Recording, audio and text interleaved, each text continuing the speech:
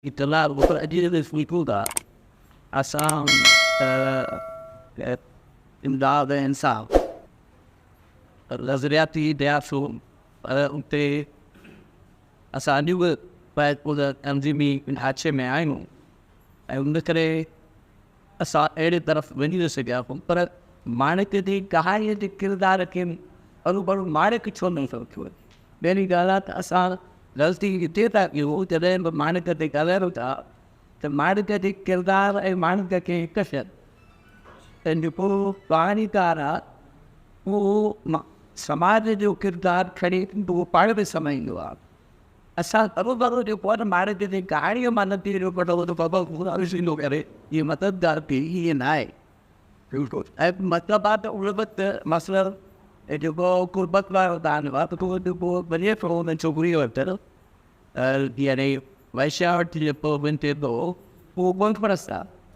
आई वो नसान साइंटिफिक से तीन डालने के लिए तीन कई उपदेश तो ने दी जेती नशा वो निकाय रखी थी जैसे बेदों पर दो बच्चे तो उन्हें तस्वीरें दिखाए तो मुझे बड़ा मान नहीं सर आई वो समय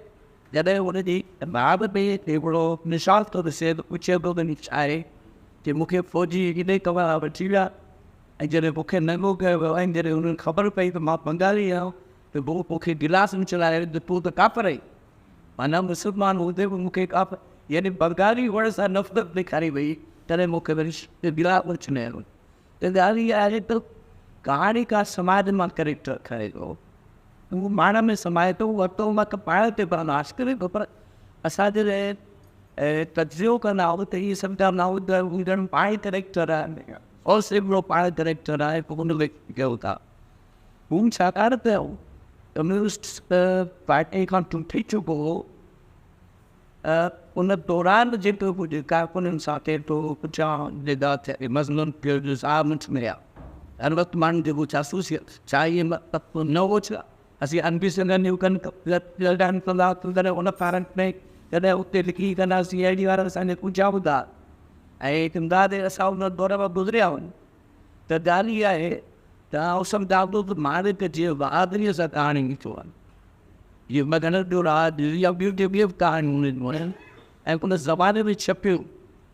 ऐं मदद है बिल्कुल दादू ने नालो सब तब्दील करो पाए तब्दील करो छाकर उन राले से हम तक माना जो उन दौर जो आज जाए असा उन जा इंग्लिश गवाही असी साईं जी से जो पढ़ी जो हर सन जो किताब घर पे रखी तो सजा मोचन जी खटो कोटे पूरी था माँ जरे गिरफ्तार तो साइकोलॉजिस्ट एंड मशीन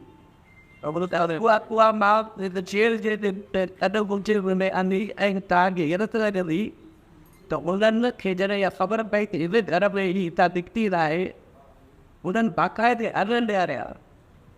ऐं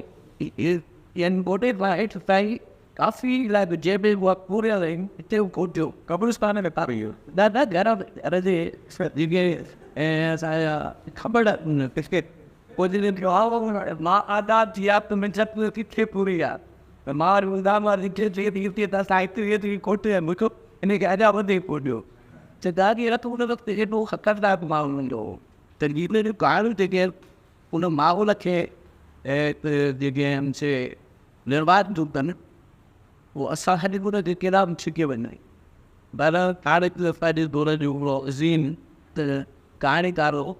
जंहिंखे नसीब ॻाल्हि असां वाक़ई नज़र अंदाज़ कयो आहे